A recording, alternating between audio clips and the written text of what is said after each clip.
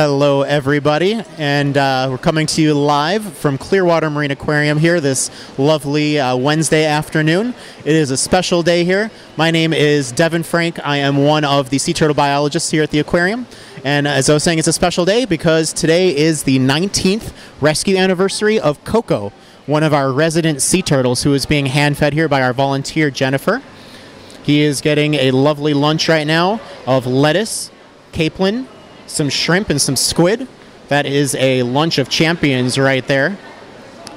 And Coco is one of our special residents that we've had here. As I said, today is his 19th rescue anniversary. On February 28th of 1999, Coco was found near Coco Beach, which is actually how he got his name. He was found floating by a fisherman, and he had just been hit by a boat, unfortunately. What had happened is the boat propeller crashed into him and ended up breaking both of his front flippers. He had wounds on both his carapace, which is his top shell, and his plastron, which is his bottom shell. And worst of all, he actually had direct injuries to his head. So it was actually required quite a bit of surgery to repair his head and his flippers. But he was able to heal up totally, and looks as if those injuries never even took place with the care that he got here at CMA. But what happened with those injuries to his head is both of his eyes were actually impacted. Both of his optic nerves were severed. And what that means is that Coco is 100% blind, so he can't see at all.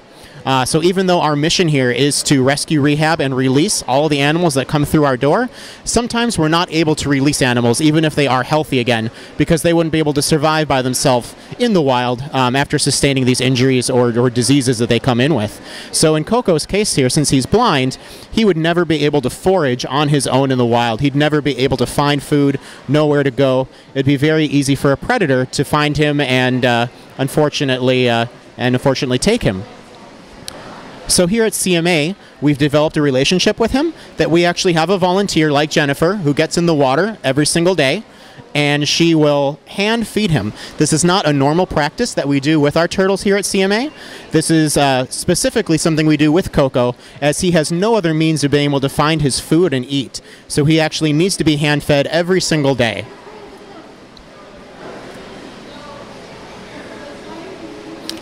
So feeding our animals is just one of the things that we do to provide reinforcement for them. We only provide positive reinforcement. Food is a type of a primary reinforcement. Primary reinforcements are things that animals need to survive, like shelter, food, and water. We also do secondary reinforcement, which is something like providing them something that they want, that they enjoy. And so that's something that we do for them is called tactile. So that's basically where we scratch their shell or their belly, which mimics the behavior that turtles would do in the wild, where they actually rub up against coral or rocks or something like that to scratch the algae or any barnacles or any other epibionts that might be growing on them to help keep their shells clean. And sometimes when a turtle is really enjoying being scratched, they will do what we like to call the turtle dance, where they kind of shake back and forth in place. And that way we know they're really enjoying it. It's kind of like telling us, oh, you've hit the right spot. So then that'll be something that Jennifer will be doing here after Coco is done with his food. And again, we do just hand feed him. He is the only turtle that we hand feed at the aquarium. And the reason, again, why he is hand-fed is because he is totally blind due to the boat strike that he suffered back in 1999 near Coco Beach. So he has actually learned to grow a relationship with the person in the water, that when a person comes in the water and just gently holds his flipper, he knows it's time for him to eat. And he gets very excited. He actually just starts lunging his head forward, knowing that it's time for him to start biting at food. So this is a time of the day that he really thoroughly enjoys. And as I was mentioning, what happened to Coco is that he was hit by a boat. So it is really important for boaters out there to follow safe boating practices. This is something that we're starting to see more and more at the aquarium here, is turtles that come in needing rescued and needing treatments and care that have been hit by boats.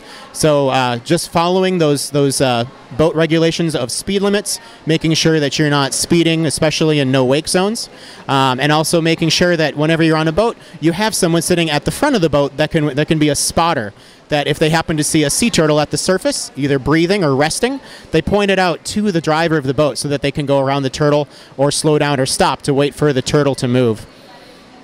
This has been shown to work actually really well to help prevent the number of turtles that are getting hit by boats, not just here in Florida, but actually around the world.